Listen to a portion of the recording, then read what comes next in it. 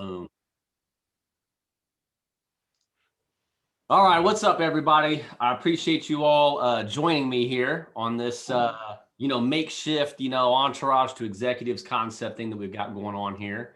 I wanted to kind of come in through here and, of course, we want to do this the Apex way. That's the only way that we know moving forward. Ryan and a lot of our leaders here have really laid out a great foundation for all of us, right? And paths to follow. From an executive's perspective, a lot of us, we got some executives in the room, some entrepreneurs in the room as well with Chad. And the whole goal here was for me to just kind of jump in here and discuss a lot of the things that we all need, in all honesty. But, I've come through the Entourage to Entrepreneurs to Executives program in a short period of time, 2.5 years, I believe it is. And for me, I've really got my business to a spot now where it's right on track. I've got the systems and the processes all in place. We went through a growth model. Now we're into the scale model. And, we're not all the way there yet, but I can say I'm finally claiming that CEO role title, if you will, of my business, Paving Management Group. And now I'm able to do a little bit more of this, get out there, trying to lead from the front, be a good servant leader for the Apex crew. And I wanted to put together something that talks about those types of challenges. We've got some other leaders through Brian and Chris doing some great stuff for, your Dream 25, build your machine, all those things are essential. And this is just another type of concept to come on in here and discuss about those types of challenges. I kind of put something out there, and a lot of the challenges that I received were, scaling your business, growing the business, time blocking, organization, management, delegation, some quick hit sales, and, also just the force of average. That's something that we all deal with every day. And what better way than maybe show up once a week, whoever can make it, and trying to add value to all of those. So today is more of a precursor, introductory. Hey, what's up? Here's the concept. And then what I will probably try to do each week is organize a topic. Hey, this week we're going to talk about, structure or time blocking, things like that. And if anyone in here, and as we grow this thing, if they want to put their hat in the ring to say, hey, you know what, I've had some success on that topic. I would love to kind of spotlight and talk about it. Like, great, let's do it together. Again, my intention isn't to jump in here and be your fearless leader or anything like that, just more of a moderator. So hopefully that all makes some sense. I think those topics are very important. I know those are all things I had to deal with. I still deal with. I'm not perfect. I don't think any of us are, and that's not the intention, but it's do the work, right? That's what we always talk about, is do the work. So are those types of topics, areas of interest for all of you that are on the call? Does that make sense? Thumbs up, nod heads and stuff like that. Yeah. Awesome. Because I know, we get so caught up sometimes in business and defining success on our own ways. And sometimes, it's just about winning the day, and just having that success for that day and stringing those all together to kind of get to where we want to be. So that's the concept here. We'll post this up in Entourage. If anyone's got some ideas, or I can reach out to some people too. I think maybe StreamYard is one of those applications where I can stream this live to the group. You use that? I've used it in the past. I haven't had a lot of success with it, to be honest with you. So I kind of abandoned the mission. So if you've got some ideas, or if anyone's got ideas on how to throw that out there. I've been looking for something to use. Okay. I think that's it. I think it's a matter of, I'll dive back into those waters in the next week or so. Michael and I are putting together a great LinkedIn campaign that we're running right now, winning on LinkedIn. And that's something I'm going to be playing with, is StreamYard a little bit here in the next week or so to kind of see how that works out. That's something. And we can talk about stuff like that too, folks, social media, how to best leverage things on that front. I know that's a part of Build Your Machine. It's something that I do not the greatest job of on Facebook, but I do a pretty good job of that over on LinkedIn. And that's kind of how I think I'm learning as well, James, that I need to get back into, because I was a heavy LinkedIn user. And then when I joined Apex, I got into using Facebook a lot, which it has helped. Just in 90 days, we've got 1,000 members in our group. And I haven't even started really adding great content yet. We've been recording all these videos behind the scenes. Yeah. And then Jeff Descharm kind of kicked me in the behind. He goes, "What? You're doing what? You're watching all of the Build Your Machine?" I'm like, "Yeah, I like to read a book. I kind of go through it real quick." Yep. or watch all the videos and then I'll come back and start doing it. And he goes, yeah, that's not the way to do it. It's not the way to do it. Watch one, implement, watch another one, implement. I'm like, oh man, you're ruining my platform. He goes, yeah, I'm going to pull a Dr. Phil on you. How's that working out for you? Right. It's so good, man. And that's why it's so important. I mean, I know like Jeff is, man, such a, He's the man. he's a legend. You know, that's how I would describe it. You know, I told him, I said, Jeff, when I first met you, I couldn't fucking stand you. I couldn't stand him. And I found out why. Yeah. He's me. Our personalities are just exactly alike. That's awesome, man. But yeah, I mean, he's got a great point there. I know a lot of us operate that way too. And that's what all of these different things are about. It's how do we take something, you know, that's where folks are having some success and try to implement that. Because I'm a lot like you, Mike. I tend to read and kind of dive into it, or I want to skip and go forward and then realize, well, that's not working out for me, just like Jeff said, you know. So I've had to kind of go back, you know, whether it's through Build Your Machine, I've done a lot of that, or other videos or trainings, and say, well, let me just start here, fixate and focus on that aspect, and then move forward. And that's what levels are. That's what life is in business and our relationships and everything, you know, kind of circling back to like the force of average. You know, it's kind of mastering and conquering that one thing to kind of put us ahead to the next one. You know what I mean? And hopefully that's what, you know, Apex is doing for all of you. I know it's done a lot for me in that regard. I also hired a business coach, which helped out quite a bit. You know, we get one of those in executives, which is important. But, you know, it's at the end of the day, I think that's kind of hitting the nail on the head is what Michael just said. It's start here, work on strategies, find what works, be successful here, and then go on to that next level, that next step. You know, we're all reaching for that. So I think a lot of us are afraid. I know I was. And there's no way I would have come on video looking like this. Bro, you but you know, I mean, seriously, we don't want to be transparent. We don't want to be vulnerable. It's human nature. We're afraid of being judged. We are. And so we don't post, we don't do the videos, you know, and I've got to get better at doing the Facebook lives. And it's about time blocking it. It's just putting it on the calendar, and I live and die by my calendar. So if you saw my calendar, I don't know if maybe I can pull it up on my phone. I have 8 calendars because I have, you know, 8 different businesses that I track. Yeah, I will turn that on just in case anyone has something they want to share. I mean, do that throughout. You know, that was last month. Yeah. You know, and that's just every single month. It's everything goes on the calendar. So when I eat, when I sleep, when I do stuff, you know, it's busy. Yep. So, I mean, it's like when I wake up, I got an alarm set. When I eat my snack, to when I post, to when I do my social media. So that time blocking that you talked about, I've been doing that for years. I just didn't know what to call it. But isn't that crazy? What book is that talks about that? Oh man, that's a great question. I just read it. I've read so many books in the last 90 days. I'm not sure. Yeah, I'm kind of in the same boat. I'm in the same boat. Does anybody recall like a time blocking, strong narrative in a book that you've recently read? I remember like 4-hour work week. 4-hour work week with Tim Ferriss. I don't think he talked about it too much, but that would be one that he would. Oh, I know what it is. I'd have to go get it. I have it on my desk. Yeah, I'm trying to look into my bookcase up there. Like, what's one? You know. Here, I'll go grab it. It won't take long. Yeah, go grab it. But man, it's a short read. Okay. And a lot of people in Apex have read it, and I'm like, I was just given this book by one of my best friends. She goes, I think you'd enjoy reading this. You should read this. I'm like, I've got all these other books to read right now. Yeah. We've got those 20 books on our nightstand. Someone gives you a book, and you put it on the bottom, and then you wish you'd have read that one first. Exactly. I know I'm going through that with the executives group right now. You know, I've got my own book that I help co-write. And, you know, you get that circulating out there, and then more and more of us are writing books, and they keep getting added to my stack. And I'm like, oh my gosh, like, it's an awesome feeling, honestly, to when you can see like people within your own network and group doing things like that.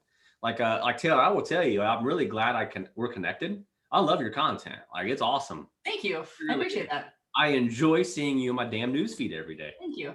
You know, and that's another topic that could be discussed too, is, you know, like the Facebook news feed. I know you're crushing it right there. Thank you. And a lot of us need help in some of that regard, you know what I mean? But it's as simple as, even those that I don't necessarily comment on all day, every day, I come through and I make sure I hit that like button to get that engagement, so that algorithm knows, hey, James wants to see Taylor more in the feed, or Michael, or Mike, or chat. It doesn't matter, you know? And I think a lot of us still need to remember that. We want to document what we're doing and be creators, but at the same time, if we're not consumers of the people that we like, or the personalities that we like, we're not going to see it, you know? So I'll do that sometimes right the first thing in the morning. I'll just come through and scroll, like, click, like, you know what I mean? I may not read everybody's thing 100%, but shit, there's a lot of goddamn content out there, right? So yes, like, if hey, I saw that video from Taylor last week, I might want to see more. Let me make sure I engage. You know what I mean? Yeah. And I think what I've learned is, in matter of fact, I just read it. So which book? This book. So it's called Manage Your Day to Day. I haven't even I'm heard gonna take a picture of that. Yeah, screenshot that. There we go. We got it. I got your smile in So, it too. It's about Buy my book. I'm Vanna. Hey, Haley's joining. Let me get Haley in here too, real quick. But keep going. Let me there was and it's got some cool, just the layout's kind of cool, because there's like, you know, these big quotes in it. There's a key takeaway. There's a key takeaway in each chapter.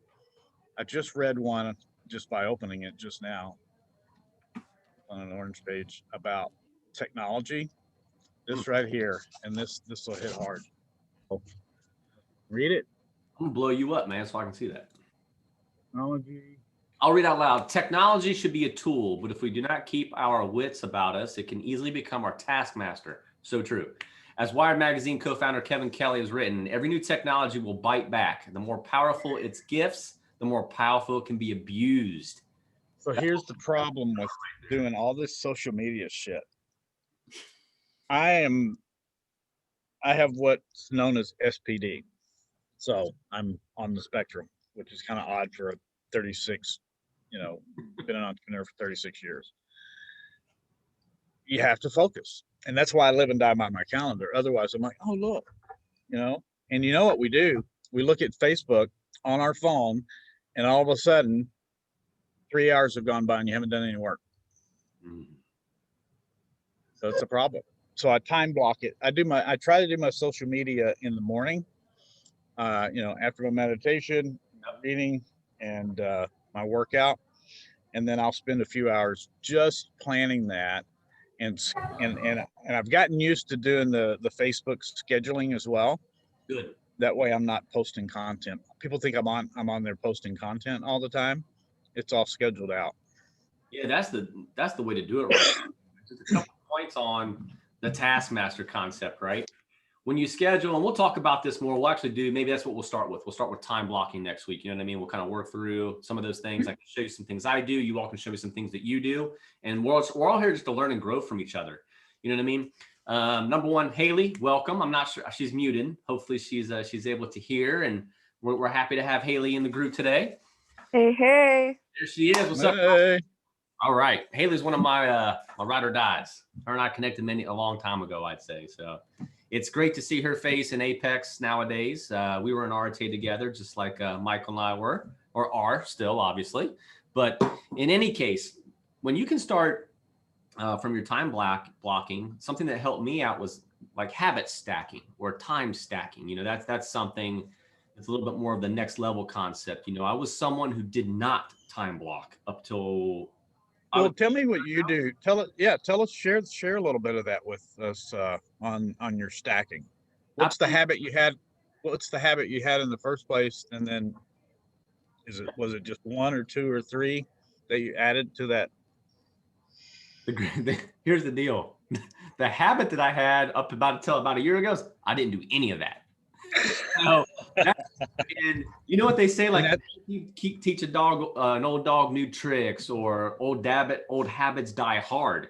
Those things ring true. So, I'm 42 right now. And when I'll just be honest with all of you, when I started my company 10 years ago, I didn't start the company to say, oh my God, I can't wait to work even more hard, or harder and all this stuff.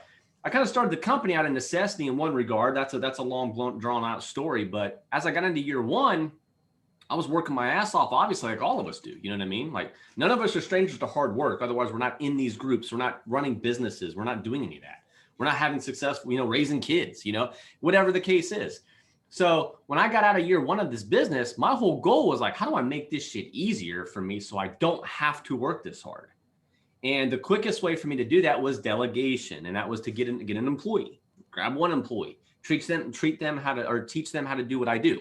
And Taylor and I talked a little bit about this on a call not too long ago, but a lot of us sometimes think that, well, I can't teach this to somebody. You know what I mean? Only I know how to do this in my business. We're all guilty of it. We all know we are. When I kind of got over that first hurdle, it was great because this dude was a rock star at, the niche stuff that we do at Paving Management Group. And I got lazy because I said, oh, I'll teach another one how to do it and another one. So I had 4 employees within 2 years. And old James over here was like, hey, it's time to kick my feet up on the desk. These guys are working for me. I'm still making about what I'm doing. I'm fine. I'm happy. I'm comfortable. Now this is 10 years ago. This wasn't last week or last year, but the hard lesson that was learned was about 2 years of that. And my business started tanking. Like we had revenue growth, but what I was bringing in and taking home, that shit was shrinking. You know what I mean? So that started evolving. I need to come up with more of a structure in my life and how I do things. But even that, it took 6 more years, coming into this world and seeing more like-minded folks, just like all of you, asking the hard questions. And I'm like, well, I asked that question, or I thought about that, or I think like that. So that's how we're here today. So I said all that to tell you this, man, I had no habit of it. I just kind of would wake up every day and say, this is the goal. That's a habit. That's a habit. And what happened was, hiring a business coach, Mike Claudio was that for me almost a year ago. And basically it was like, look, man, here's how you can structure this. So he gave me a good working, a template, if you will. And I worked through that template. And then now I'm evolving it to really match and meet my needs. So what does that all look like? I'm in the process. Mine is not in my calendar right now, right this second, so full transparency. That's what it's all about. I deleted all of my time blocks 2 weeks ago. All of them 2 weeks ago. Yeah, I've done that. I do it quite often. Yeah. I went into Excel last week and I said, okay, let's start shaping what this is going to look like. I'm an Excel guy. I'm a data head. That's all I do is look at road data all day long. So for the most part. So I go into Excel. I was in Excel and I started recreating my time blocks as we speak. So by next week, when we actually go really into that, I'll have it set up and we can have good talking points. The stacking Do you have project management software that you use to manage your business and your life? I do. And what do you use? We're using Asana. Yeah, I love Asana. Okay. And they're all the same. They're all the same. I mean, we use Microsoft 365 just because everything's all in one tool, right? I don't need Zoom. It already has that aspect. That's right. I don't need Asana or Reiki and you can integrate Reiki. And we use a couple other ones that integrate and it just shows up in one toolbar. That's right. But that way I get alerts on everything on my calendar and lets me know, hey, it's time to eat your snack at 10:30. Otherwise you forget. And the one thing that I would say is you talk about the time scheduling, the blocking, and the habit stacking. So one thing that I got pretty good at with, and that's what I'm doing right now, is breaking it. I'm a big fan of do something, try something, measure it. Is it working? Take the elements that are and go all in on those, and the ones that aren't, start over. I've restarted my business 3 times in 10 years. I've pivoted all 3 times. I'm not that entrepreneur. Wow. I started my business. What'd you start off with? I'm a zillionaire. You know what I mean? So I started off, I've always done roadway management. And for those of you that don't really know what we do, We maximize taxpayer dollars through a data-driven pavement management blueprint. And what that means is you have all of your cities out there, right? Every single one of them is spending hundreds of thousands to millions of dollars each and every year on roadway maintenance and repair. It's a given. It's an allowance. It's number one on their budget. Every year the city sits down and says, well, let's do the budget. Let's do the budget. Well, tell the city of Dallas to start spending some of that money. And I know. Well, here's the deal, and this is what sucks, is they're already spending the money. They're already spending it. It's millions of dollars. I can go Google it right now and find out exactly how much Dallas spends on roadway maintenance and repair. And when we all look at it, we'll be like, holy shit, they're spending $15 million. It's going to be a big number. Okay. I guarantee you it's an 8-figure number in maintenance and repair in the city of Dallas. And when you look at that number, you're like, oh my God, well, how come our roads still suck? You know what I mean? Right. And that's what we do at our company is we organize, we collect the data, organize it, and we tell the story. Because at the end of the day, we all know that facts tell and stories sell. Our engineers out there, they're great. They're great people that we can't have a lot of the things that we have without them. They do a great job of reporting the facts. And that's it. Well, that doesn't get anything accomplished because you have to remember that in Dallas or in, Columbus or Grove City, Chad knows he's seen my stuff full blown. He's actually seen the stuff that I do in the city he lives in. Our city council members, our city managers, our public works directors, they're the ones making all of these decisions. They're the CEOs, CFOs, and the board of our cities. So if they don't understand what's happening, it's just going to keep going. And that's what's happened in America for decades. So companies like mine, we come in there, we organize the data, we collect it to a standard, we report the information, explain that ROI, return on investment. We all talk about that in business, right?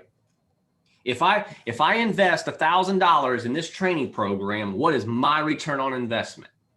You get the idea. We look at that in a wide variety of ways. My job is to define that for pavement management. If you spend $100 grand on our services, what is the ROI? Well, we're going to take a look at your current condition. We're going to maximize your taxpayer dollar day one. What does that mean? You're already spending $15 million. You're already spending $1 million on road repair. We're still going to spend it, but we're going to get a better return by doing more projects because we're going to do pavement preservation, preventive maintenance. You see what I'm saying? And then over time, That's how we measure it. You can't just go to the taxpayer and say, hey, taxpayer, I need more money. Who have you seen that? Where you've had a tax initiative on the ballot, you're being asked to pay more taxes, but you have no fucking clue why. Well, what's it going to do for me? So in the city I live in is a great example. We were spending about $250,000 a year on roads. They're some of the worst roads in Ohio for sure. I sat down with the mayor. The mayor said, how do I get this across to the public? Like, we know we need to spend more, but we have to have more money coming in to do it. And I said, here's the blueprint. Let's go do it. And it passed. It only passed by 68 votes, if I remember correctly, but it passed. And now we can show the work. We're spending $1 million every year in our city on roads right now. And the road conditions have gone what? Way up. People comment about it. They're excited about it. They talk about it because roads are our connectors, correct? That's how we get from point A to point B. I don't care where you're going. You go to the cigar shop. You go to the I don't know what you're talking about. Yeah. I mean, so without going on all about myself, that's what we really do here. And we've been very successful. That's cool. We've created. How'd you get into that? I got a phone call when I was 19 years old from a friend of the family that said, hey, man, I got this guy that you need to meet. He's doing something called pavement management. He needs help this summer. He just started it. And I said, okay. So like opportunity knocked, I answered it at 19 years old. Met this guy, Tim Hortons. He was an engineer. He said, hey, I'm doing this stuff. I need you to go out and collect the data. Now, collecting data then and now are two different things. I told you I pivoted 3 times, right? So back then we're walking around the roads, writing it all down and putting it into a pavement management software application. Now we just video capture, it goes into the cloud, and our algorithm processes everything that we created, which is pretty cool. So I know scaling, like Taylor, like scaling. So in any business, you have to first have your delegation, your systems, and your processes in place before you can even think about scaling. And scaling means different things to different types of businesses and people, right? You can scale. There's only one way to maybe scale yourself, and that's to, train others. And then the thing that's important to remember is processes and systems don't have to be software applications necessarily. You know what I mean? Like we use Asana. That was a game changer for us. We were using Microsoft Excel. It was a system. We could measure what we were doing. But as soon as I finally, bit the bullet and found a project management software that made sense, now it's even more scalable because everything's processed. All the processes are documented. All the resources are assigned, and everyone knows, hey, when this green light gets checked, we're on to the next task. We know who's responsible. We know where we're at in the project, all those different types of things. So, we were using Basecamp, obviously, because we're in software, but it's clunky, and so there's a lot better tools out there these days. Yeah, there's better tools, but at the end of the day, you got to find one that works. And what sucks about that is you have to experiment. You got to try them out. I tried Monday. Man, I did not like. I like Pipedrive. Pipedrive's freaking awesome. I liked Pipedrive too. My challenge was how I do my CRM and project management. Pipedrive, I was trying to get it all into one. I like one system, and it just wasn't working. That's why we stuck with Teams, Microsoft Teams. I think that's what happens for us sometimes too, is when we try something and we see that it didn't really work or meet our expectation. So instead of keeping going and trying to find something different, we abandon it for a while. I know I've done that. Yeah. Oh, you know what? Monday didn't work. I'm just gonna keep doing what I'm doing, even though it's not working, until I get something figured out. So. Well, you're trying to work, and for me, I have to learn a new software platform. Really? Oh man, I don't want to do that. And as the leader of your business, not only do you have to learn it, you have to master it. Then you have to teach it. Then you have to monitor it. Then you have to. You don't get to just be the I got us Microsoft 365, guys. Enjoy. You all have a good one. You have to actually do all the work, right?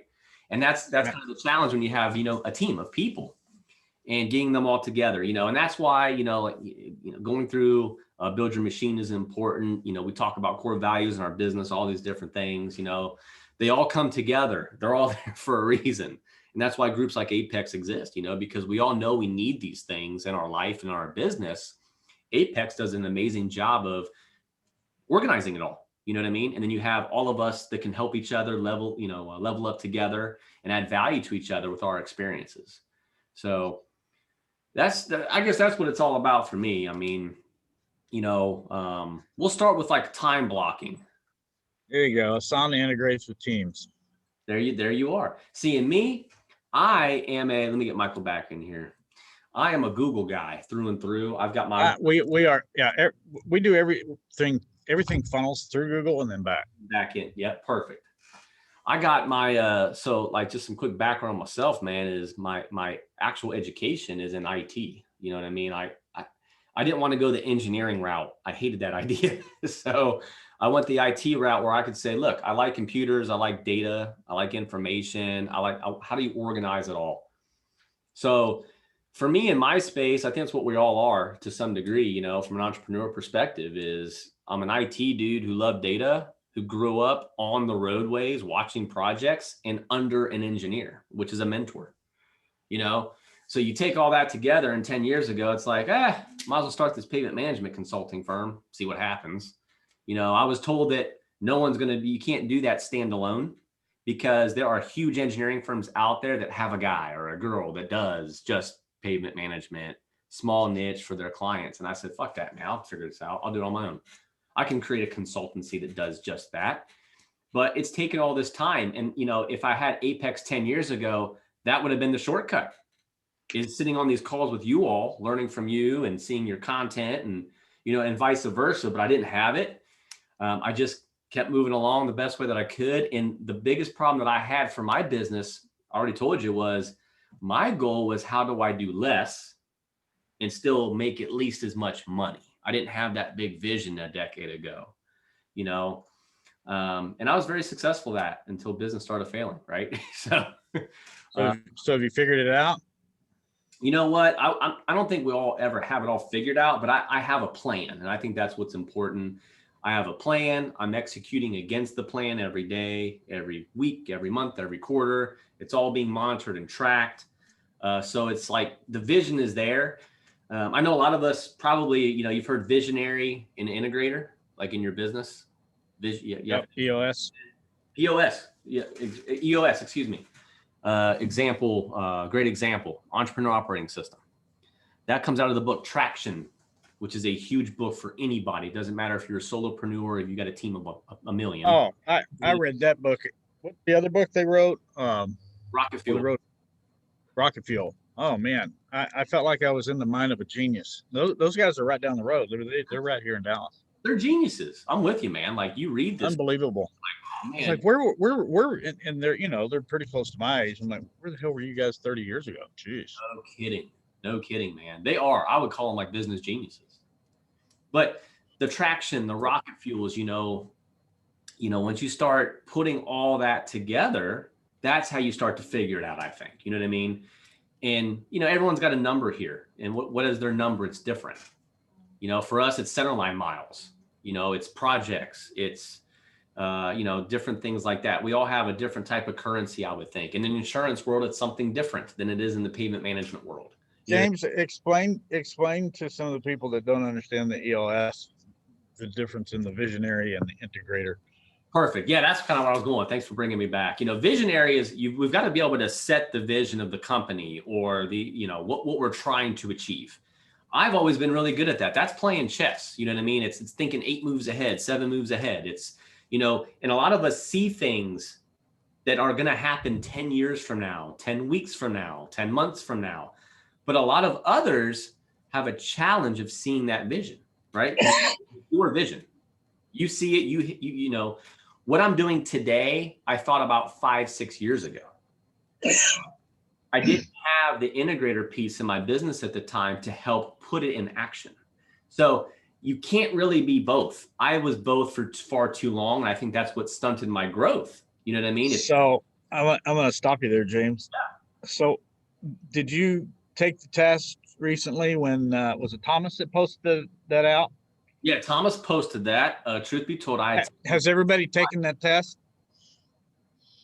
You know what? No? Let's go find that. Let's go find that post. I'm going to find that post and I'll post it up. Okay, cool. Because I took it twice because I thought I screwed up. You thought you screwed up, right? I scored the high, high 80s, like 87, 89 on both. Oh, on both. And I asked Thomas, I said, well, now I'm really confused. I said, I get the visionary part. I've been an entrepreneur my entire career. Yep. I said, I get the operations guy, the COO guy, because I'm a process engineer. Okay. And not by degree, by trade. I actually got my degree in fashion design. So not kidding. So I wanted to be the next Calvin Klein. And what I realized was I scored really low in design. So I was really good at the business side, but I couldn't design shit. I still can't. I can't do websites. I can't do any of that stuff. I know great design when I see it.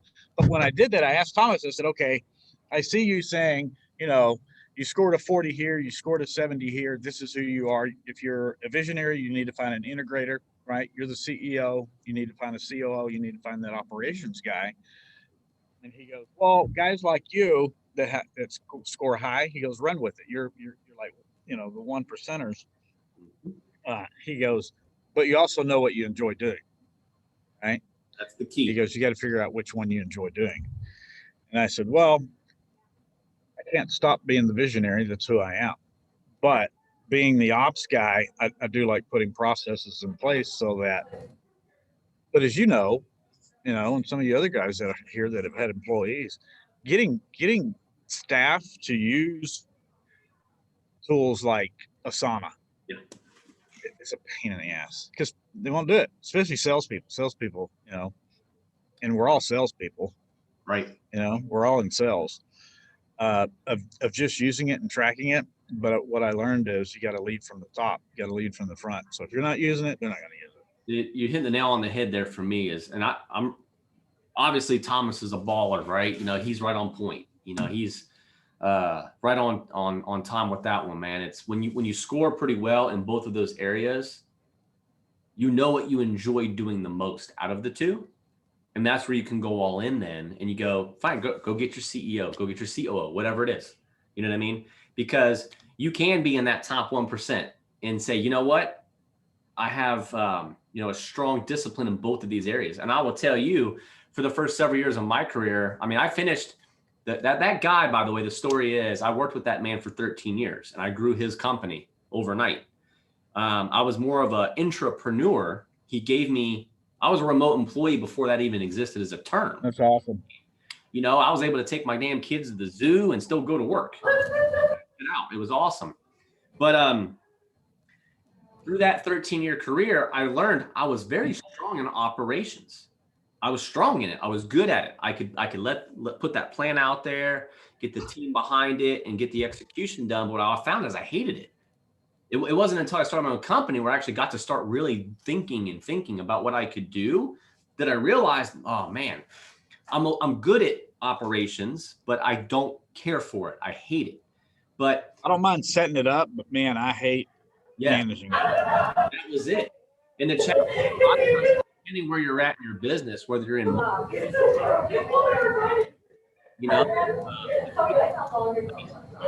to take care of, man.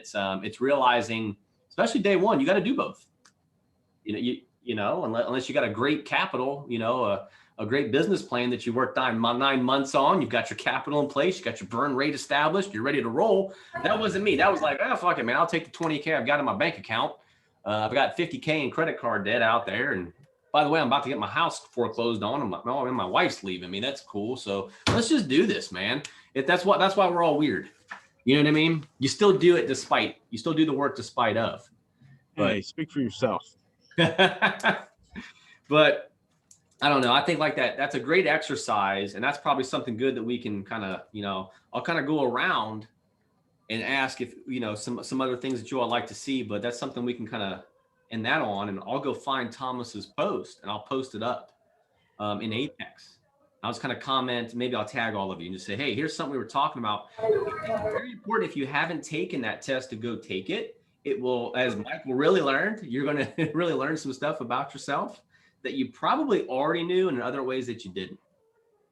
So I'll start up here with Chad, man. Chad, are there some things in that time blocking, scheduling, stacking area that you want to, dive more in depth in? Yeah, I would say so. I'm terrible with that. Like, I'll put it in there, and then like the day goes sideways, and I totally get sidetracked, and I'm doing totally something else. That's all of us. That's all of us. And I will tell you where. But it happens more than you know.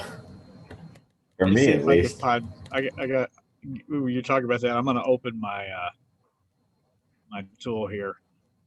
You open it up and let's see it, because I think we can all resonate with that. What Chad just said, it's like you may set out to have a plan for that day, and even though your calendar says you're supposed to do these things, something comes up, and that's where discipline needs to kick in. And the only way to get discipline is to what?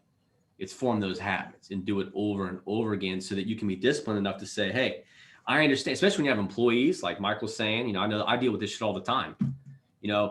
When I look through my calendar, this is like the biggest time hack. And Mike Claudio showed me this part of it, which I thought was great. Day one, when I did my time blocking, I thought I had to have every hour accounted for. From the time I wake up to the time I go to bed, it's like, here's what I'm going to do. And I learned real quickly, through him, it's like, no, bro, that's you're setting up for failure right now, because you're trying to really control your life. And we all have to remember, just within our businesses alone, we have all these different things that come at us every day. And now you compound that with having kids. You have, a spouse, you have, wherever you're at in the kid journey. I know Haley's got young ones. I've got old ones. Either side of that, you have obligations and shit you got to do. You know what I mean? So what he showed me was only schedule out, right? You don't need to schedule out 40 hours a week. Do about 20. Schedule out about 50% of your actual time for that week.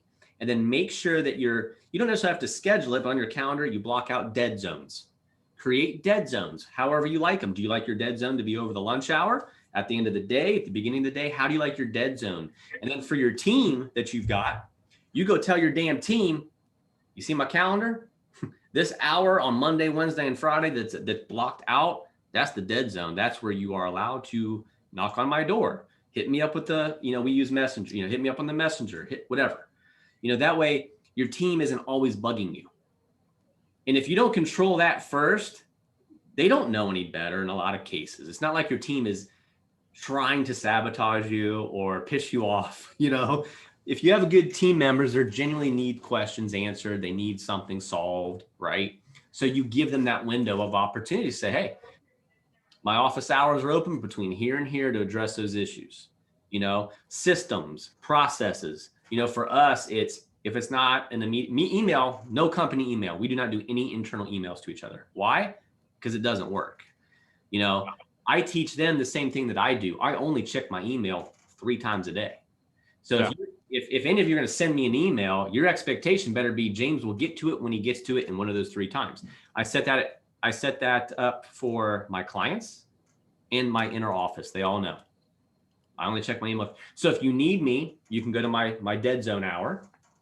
If my dead zone hour is, you need to get my attention a little quicker than that, we use Hangouts, just internal messaging. That's it. And I have a few threads designed for that. So where I can spark my attention, I can handle it. So that's how we've done it. Is it perfect? No, but is it close? I'm gonna be honest with you, it's pretty good because we've been doing this now for a long time. And how do you solve that problem? It's like, hey, Taylor, I appreciate your email this afternoon asking me if I can solve this client's problem. But as you noticed, I didn't get to it until 6 hours later. So in the future, here's how we're gonna solve that problem. And then you go tell not just Taylor, you go tell everyone on the team, it can be a company email. Here's how we're going to do this, or it can be a Zoom. I've got remote employees. I have employees in other states. You know what I mean? So however you do it, and that's part of being that leader that we struggle with sometimes is we just want to do it, solve the problem, and move on to the next problem or the next challenge or the next thing that we All want. right. Well, I have a question for you then. So in reference there, Chad, so we also use a tool called InTask. So here's all our projects, right? It goes on and on and on. Mm-hmm. And under, each project are all the to-dos for that project. It's just like I've got Apex Build Your Machine in here, Yes. Arnie's group, the list, everything I need to do. Here's the problem. All those alerts pop up on my phone and my laptop, in my sleep. And Pretty much. How are you? I think Chad and I both would like to know. How are you? Yep. For me, it's very. How do you fix it? So I have no notifications turned on, and I know for a lot of people that's like the devil. Like, oh my God, I have to be alert. I have to know, and I get that. So I have 0 notifications. You will not watch my phone ding and ding and ding and none of that. So what I have to do is through the time blocking mechanism, the system, is that's when I'm notified is by me having to go manually check. Does that make sense? Because like if I go to a sauna right now, great example.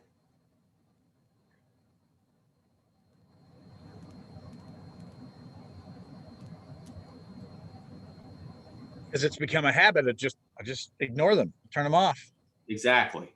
Chad, do you do the same thing? I've got 128 notifications in here just over the last 5-6 days. Now, if I was getting a notification, I mean, I'd go crazy.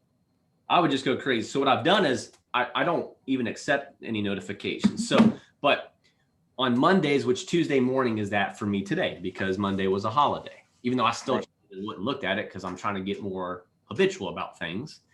I go through and prepare for the week with the team. I basically have 2 divisions of my company right now, and that's it. I've got sales and operations. We call it production. It's really all I've got going on. That's where my teams are. I got 1 dude over here on sales, myself, and I've also got the production operations side. So that's where all those Asana notifications are coming in from, as my projects. I'll share with my screen real quick. I showed Taylor this the other day. I'll give you an idea of like what our projects look like, I got to reload it. Sorry. Same thing, Mike. I come in here and here's my project pipeline, just some recent stuff. But just like you said, man, I've got a Dream 25 board. I've got my podcast board. I've got, winning on LinkedIn. That's something Michael and I are working on, right? So I've got some tasks in here to keep myself on point with that. My Golden Collective initiative, that's something Haley and I kind of started. Taylor's a little bit familiar with that. Then I have like actual projects. But over here,